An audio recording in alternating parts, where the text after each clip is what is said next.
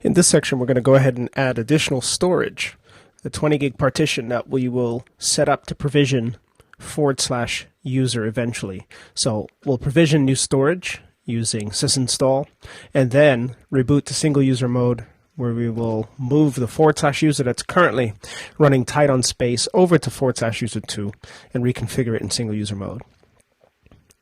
Now, one way to provision storage is entirely in single user mode, but sometimes that's unacceptable due to system availability SLAs. So in this case, we'll bring the system up, provision the storage, and then reboot to make the changes with respect to moving user.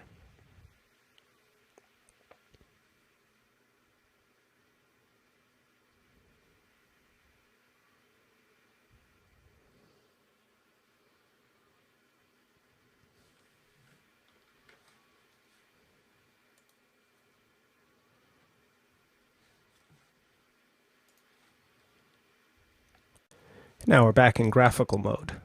Now let's log in as root, since we have not yet added this user to the privilege group. In fact, we've added Unix CBT to wheel, so that user should be able to SU in.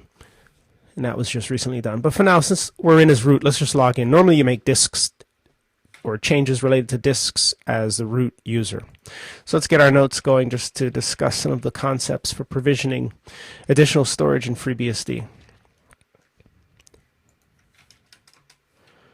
So storage allocation. This is simple storage allocation. So of course features includes the ability to provision storage on the fly. So provision new storage, as well as reconfigure existing storage. For now, we'll just provision new storage. In the next section, we'll reconfigure the existing storage by moving user to the new partition. So what's involved? Well, one simple tool makes it straightforward, and that's sysinstall.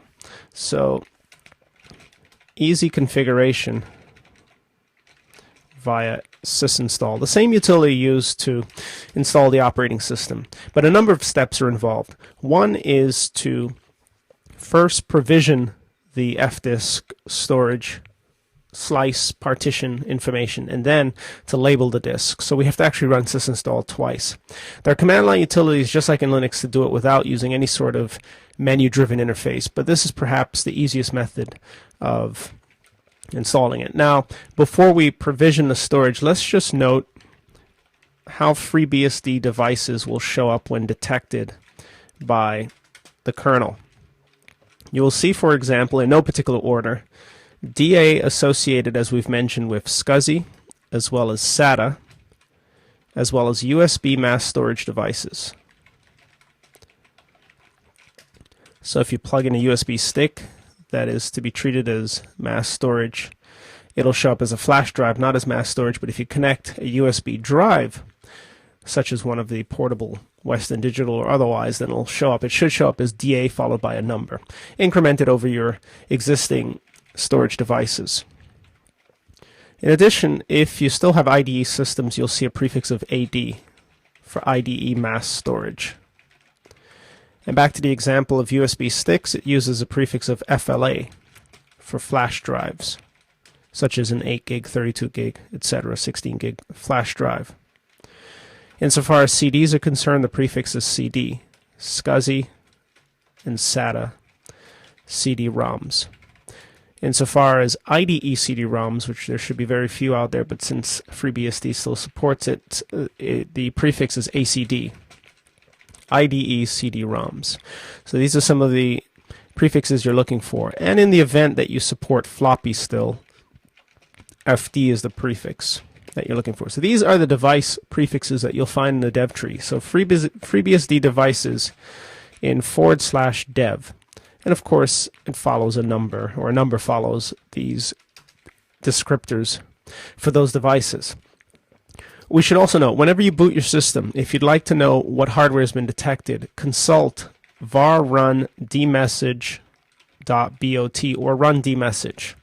This file contains a log of detected hardware at last boot by the kernel.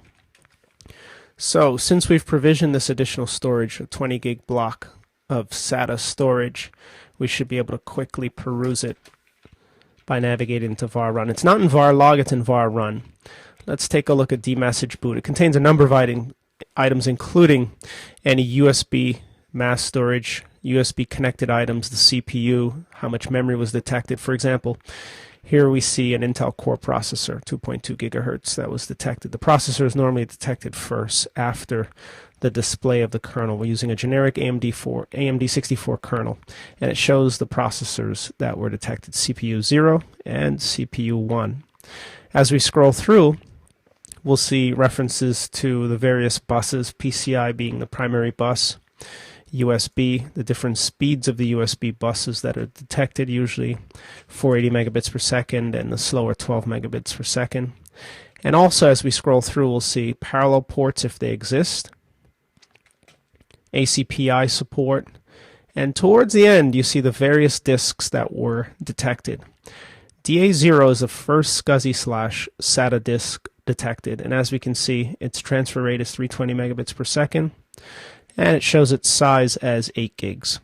DA1 is the second disk, same transfer rate, 8 gigs.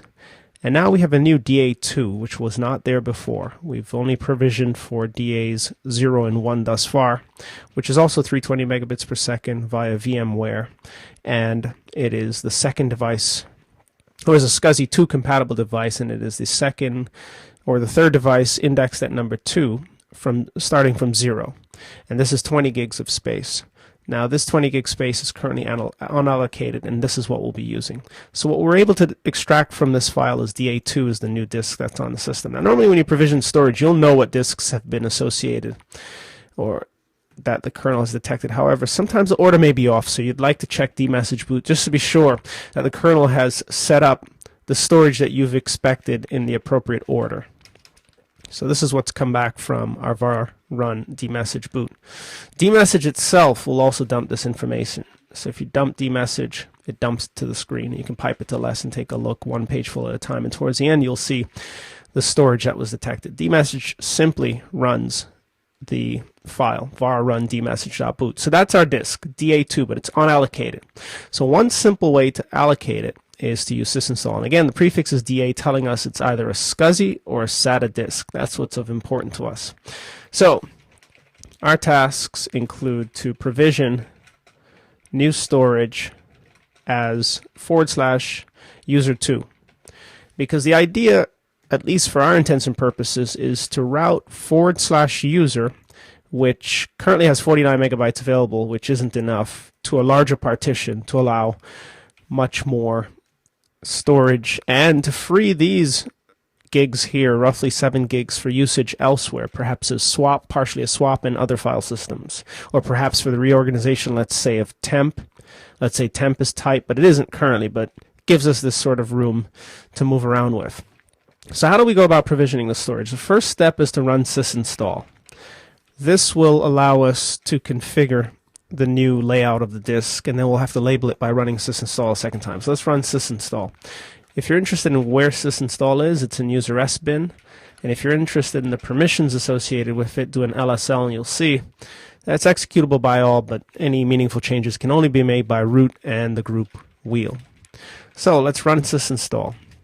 Now once inside of sysinstall, we need to navigate to the configure option. Configure allows us to perform post-installation configuration changes to the system. Now if you're simply adding storage and provisioning a new mount point, it is perfectly fine to do this in multi-user mode, as you will not interrupt service if you know what you're doing. In other words, since there's nothing mounted on this file system as of yet, it should have no impact on connected users. You can always check who's connected to the system using W, for example. You'll see the various connections. Here's one that ran W, one running sysinstall, one with the gedit window open, and the very first console, TTY V8, which is the GUI that we're currently running, the GDM, which took us into GNOME. So let's go ahead and configure. Now once we're inside of configure, we need to slice up the disk using the fdisk option. A separate option is the label option, which we'll run after. Now once we're within inside this window, just like during the installation, what you see is an enumeration of the disks connected to the system. DAs 0 and 1 are already configured and are already in use. This is where you'll want to be careful if you're provisioning these changes on a production system to not clobber production access. So we know that DA2 is the disk of the day. That's of interest to us. So you press spacebar to select it, and then what you see is what we saw during installation. The disk name, which is DA2, be careful, be sure that you're slicing up the right disk and its geometry, which includes the total number of sectors, and normally you divide this by 512 if using standard FreeBSD partitioning to get the total storage available, which is roughly 20 gigs. It has about this many number of sectors, or 41,929,650 sectors. There are limitations within FreeBSD using standard UFS to 2 terabyte partitions and 4 terabyte disks. Those can be worked around using other partitioning mechanisms like gpart, for example. But for most applications, the fdisk via sysinstall works just as well. So here's the full block of storage. Now we know if we use auto, it'll use the entire disk. So it'll just provision the whole thing and give us the whole space to make use of, leaving just a little bit of compatibility space, but the bulk of it is available. So we can use this to lay out. Now notice the nomenclature, which is DA2, which is the third disk, slice number 1. So we'll go ahead and write the changes. Now it tells you if you're modifying an existing installation, are you sure you'd like to do this? So we don't want a boot manager. It's very important that we tell it not to install a boot manager. Not so important because your system won't try to boot from it, but we will not have an operating system bootable from this disk, so we should tell it none. So let's just note sysinstall, then we entered configure, then we navigated to fdisk, and then within the fdisk menu we chose the A option to assign an entire slice or one slice across the entire disk. The next option is to tell it not to install a boot manager. So D, select, this is the none option, none, as we already have a bootable drive in DA0, the first disk, and to be more specific, the first slice on the first disk. So that's already in place. So let's go ahead and tell it that we will elect not to have a boot manager. And this has written the fdisk information to the disk successfully. So now we can quit. We'll cancel to exit this menu, cancel altogether, make sure the entire changes have taken place. We'll cancel. And now that we're out, let's go ahead and rerun it again. Now we need to label it. What's so important about labeling? Labeling is where we associate one or more partitions with mount points. So back to configure, back to label, select DA2, and ensure that you're within the context of DA2 towards the top. Always ensure, otherwise you could run the risk once you've written the changes of clobbering existing data, subsequently causing downtime. So note, always ensure via the upper left hand corner of the screen that the active disk is the desired disk. I.e., in our current example, DA2 is the desired disk and is the active disk. Otherwise, you could run the risk of, let's just note, or you will run the risk of clobbering production data and incurring downtime, which is a no-no, which is why you should always consider making disk changes in single user mode, which means the system is unavailable anyway. But for the sake of high availability, we can do it online as well.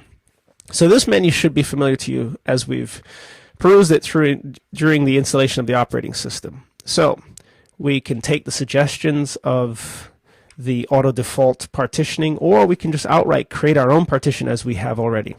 Now if we're set on dedicating this entire space to user to give it some more breathing room, then use all of the blocks available.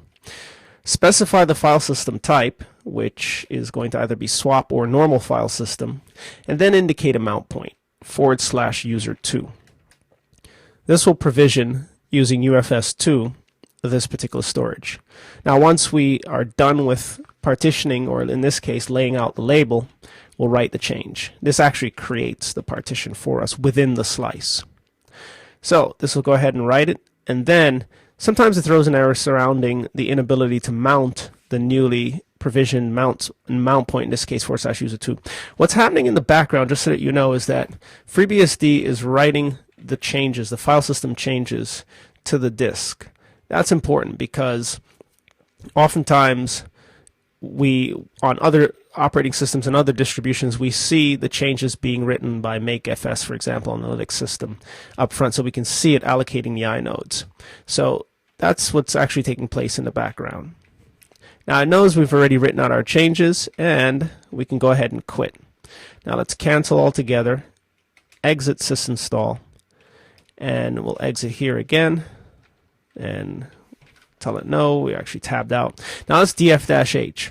Let's see if it's mounted user2. It was kind enough to do it. Sometimes this step fails. So in the event that it fails, simply navigate outside of it and mount it manually. That'll work. But in this case, as you can see, it has worked successfully because user2 is now available as a mount point. So let's just note that as well. Re-enter. So to re-enter sysinstall, followed by, of course, configure. And this time we go to the label editor. And then assign one or more labels and mount points. And then exit and check if mount points are available, using, of course, df-h, and also the contents of etcfs tab. Sometimes the mount point is not written to etcfs tab. Let's cat etcfs tab just to confirm. Chances are the partition, in this case user2, was not included. So as you can see, it was not included. So that means we need to update it. So d update etcfs tab accordingly. So we'll use an editor such as vi. And since we're logged in as root, we can actually also use gedit. Let's just go ahead and save this. It's a text editor just the same. So gedit etcfs tab. That'll just bring up another tab of gedit. And it makes it easy since it's GUI, and we'll place it right where the hard disks are and include a comment that it was a classroom invocation that led this about. And let's just go ahead and just copy and paste this. You can include all the comments you want using a leading hash mark, no problems. You can also include spaces. So this is going to be DA number 2, first slice, and the partition, let's just double check from our df dump for user 2 is partition D, so use partition D. So let's go ahead and indicate D, and this is going to be user 2. Now what this means is that it'll become available upon subsequent reboots. It's UFS, and it can be checked second, dumped second, and it's rewritable. So it'll come up accordingly. And let's just double check DA2. Got to make sure that that's correct. Slice 1. DA2 slice 1, and that's, in fact, we've altered this. Let's kill this all together.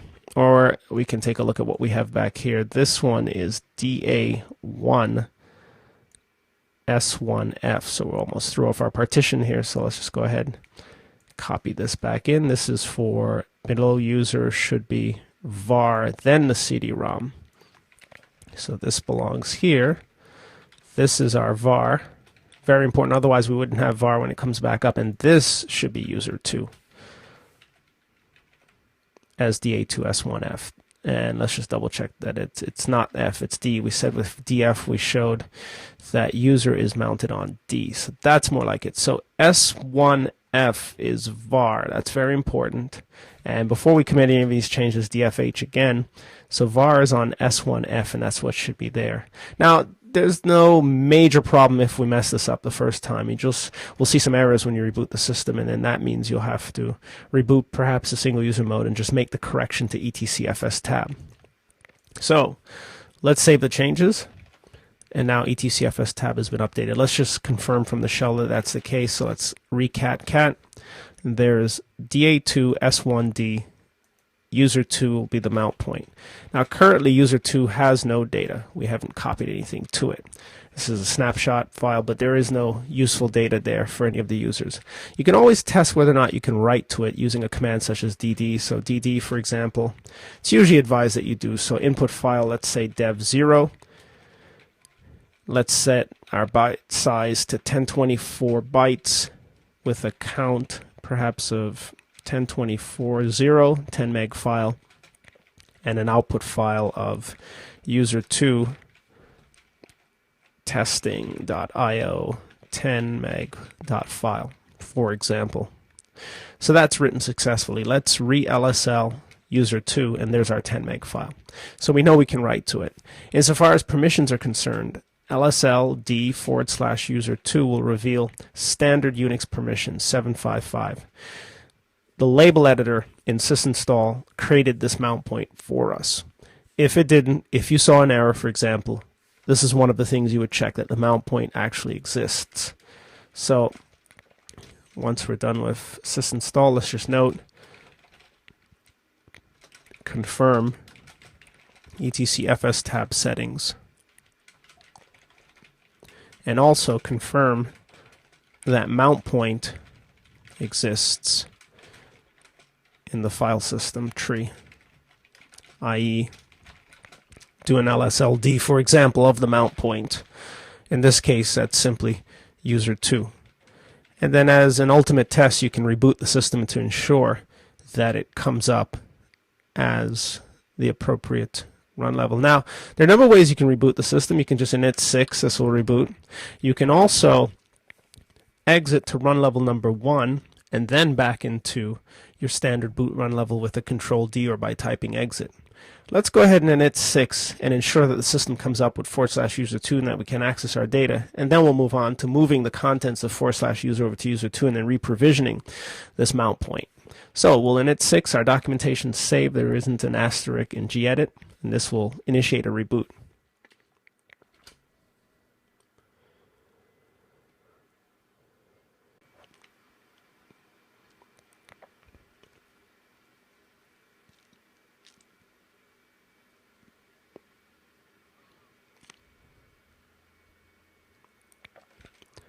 Now we're almost back to our boot menu. You can always expedite with F1.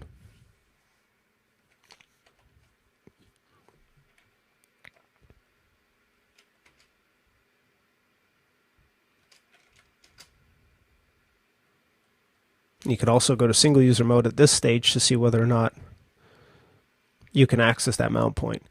But single user mode, if you recall, brings up the root file system, so you'd have to manually bring it up. That's /user2.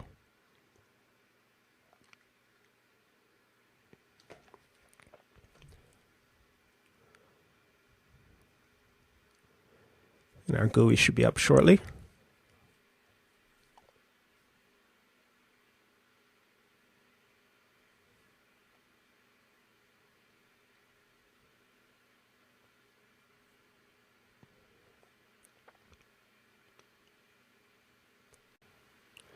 And now we're back to our GUI.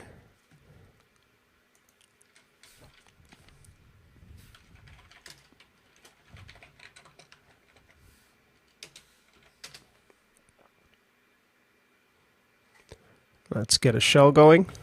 df-h, we should see /user2. Indeed. Also, let's confirm that the file exists that we wrote. Indeed. So this tells us that we are pretty much set to move our content over /user2. So looking at these two, we'll be moving 6.2 gigs over to 19 gigs. This will leave us just under 13 gigs free, which will be more than sufficient instead of the 49 megs, and then we can reprovision /user for some other purpose. So this is looking good. So we've provisioned our first file system using UFS. Just use sysinstall.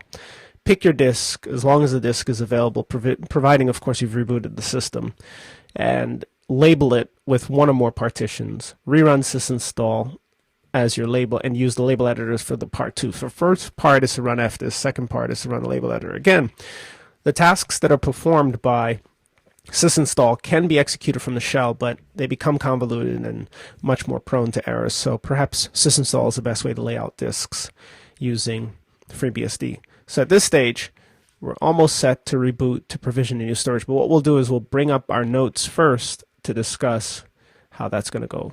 So let's go ahead and log out. We can log back in as the Unix CBT user.